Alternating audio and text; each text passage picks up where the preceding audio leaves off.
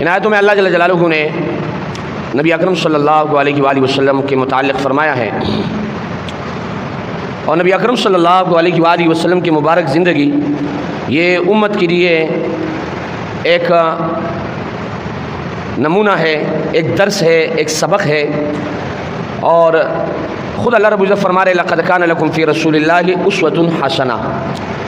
کہ میں نے آپ کے لیے نبی اکرم صلی اللہ علیہ وآلہ وسلم کے مبارک زندگی میں ایک بہترین نمونہ رکھا ہے، ایک بہترین درس رکھا ہے، ایک سبق رکھا ہے۔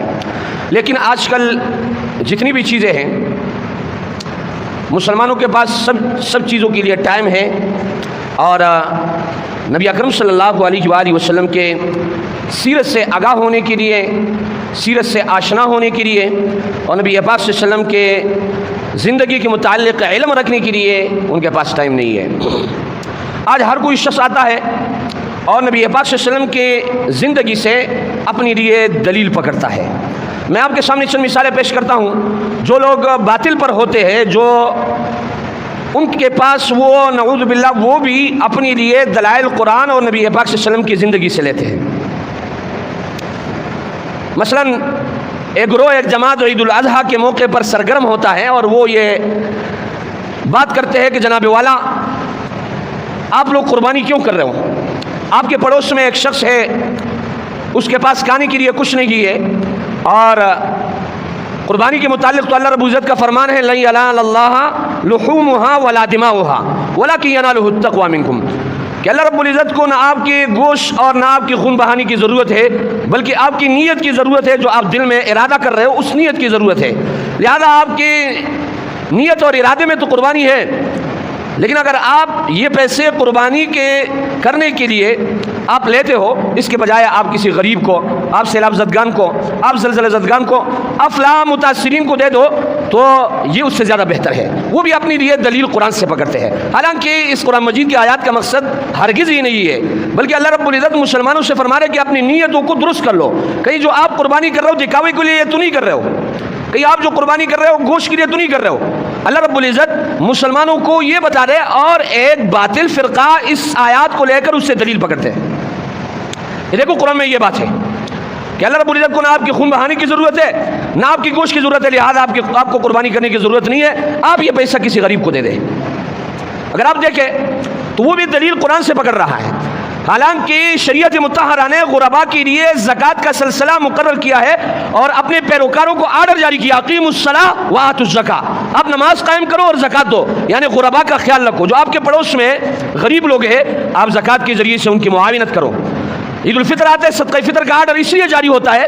کہ ایک امیر آدمی اگر اس خوشی کو منا رہا ہے تو ساتھ میں غریب اس خوشی میں اس کے ساتھ شریک ہو جائے۔ امیر کو یہ آرڈر ملتا ہے، اسلام اپنے پیروکاروں کو یہ آرڈر جاری کرتا ہے کہ آپ اپنی خوشی میں غریب کو شامل کرو، اور ان کو صدقہ فطر دے کر آپ اپنی خوشی میں اپنے ساتھ غریب کو شامل کر لو۔ یہ فلسفہ اسلام ہے۔ اسی طریقے سے نبی پاک صلی اللہ علیہ وسلم کی زندگی کو لوگ لیتے ہیں اور اسے استدلال کرتے ہیں۔ میں نے ایک شخص سے پوچھا کہ جناب والا آپ 25 سال کی عمر میں شادی کر رہے ہو، آپ نے دیر کر دی، جٹ سے اس نے دلیل بیان کر دی کہ جناب والا آپ کو پتہ نہیں ہے مولوی صاحب حضور پاک صلی اللہ علیہ وسلم نے 25 سال کی عمر میں شادی کی ہے۔ اگر آپ کے سامنے کوئی یہ بات رکھ دے آپ جواب دے سکتے ہو؟ بتاؤ نا، جواب دے سکتے ہو؟ حضور پاک صلی اللہ علیہ وسلم نے 25 سال کی عمر میں شادی کی ہے، لیکن نبی اکرم صلی اللہ علیہ وسلم کا آرڈر اور حکم کیا ہے؟ یہ قاعدہ قانون ہے، جہاں پر نبی پاک صلی اللہ علیہ وسلم کا آرڈر اور حکم آ جائے تو تقویت اس کو ہوگا کہ نبی اکرم صلی اللہ علیہ وسلم نے یہ آرڈر اور حکم جاری کیا۔ بہرحال میں نے اس شخص کو جواب دیا، میں نے کہا یہ بات یاد رکھے، آپ تو اس سے دلیل پکڑ رہے ہو، حضور پاک صلی اللہ علیہ وسلم نے 11 شادیاں کی تھی، آپ کے لیے 11 کی اجازت ہے؟ بتاؤ نا، امتی کو 11 کی اجازت ہے؟ ایک نبی کے پاس اللہ رب العزت نے جو طاقت اور قوت رکھی ہے وہ 40 مردوں کے برابر ہوتی ہے۔ کتنی؟ 40 مردوں کے برابر، اور نبی اکرم صلی اللہ علیہ وآلہ وسلم نے 11 شادیاں کی تھی۔ اب ایک شخص نبی پاک صلی اللہ علیہ وسلم کی زندگی سے دلیل تو پکڑ رہے، لیکن یہاں پر نبی اکرم صلی اللہ علیہ وسلم کا آرڈر اور حکم یہ ہے کہ جب آپ کا بیٹا بالغ ہو جائے آپ اس کی شادی کرا دو۔ اولاد کے چند حقوق ہے والدین پر، اس میں سے ایک حق شادی کرانا۔ تو بلوغ آج کل 15 سال کی عمر میں ہو جاتا ہے، لہذا نبی پاک صلی اللہ علیہ وسلم کے اس آرڈر کو اور اس حکم کو دیکھا جائے گا کہ نبی اکرم صلی اللہ علیہ وسلم امت کو بتا رہے ہیں کہ آپ نے اپنے بیٹے کے اس حق کو بلوغ کے بعد ادا کرنا ہے. تو اس لیے اس بات کی ضرورت اور اہمیت ہے. آج لوگ نبی پاک صلی اللہ علیہ وسلم کی زندگی سے تو دلیل بتاتے ہیں، لیکن وہ دلائل اس قسم کے ہیں جو کہ میں نے شروع میں آپ حضرات کے سامنے بات رکھی کہ ایک گروہ اٹھتا ہے اور وہ آپ سے کہتا ہے کہ آپ نے قربانی نہیں کرنی ہے، یہ رقم آپ نے غربا، فقراء اور مسکین لوگوں کو دینا ہے. تو اگر نبی اکرم صلی اللہ علیہ وسلم کی زندگی کے متعلق ہمیں علم ہوگا تو ہم جواب دے سکیں گے، لیکن اگر ہم نبی پاک صلی اللہ علیہ وسلم کی سیرت کو سرے سے جانتے نہیں ہوں گے تو میرے عزیز ساتھیوں، نبی اکرم صلی اللہ علیہ وآلہ وسلم کی زندگی کے متعلق آرڈر اور حکم بھی یہی ہے کہ مسلمان کے لیے اس میں بہترین سبق اور درس ہے. مسلمان کو نبی پاک صلی اللہ علیہ وسلم کی زندگی کو سمجھنا چاہیے اور اس کا علم اس کے پاس ہونا چاہیے، اور نبی اکرم صلی اللہ علیہ وسلم کی زندگی قرآن مجید کی تشریح اور تفسیر ہے. نبی پاک صلی اللہ علیہ وسلم وما ينطق عن الهوى ان هو الا وحی یوحی،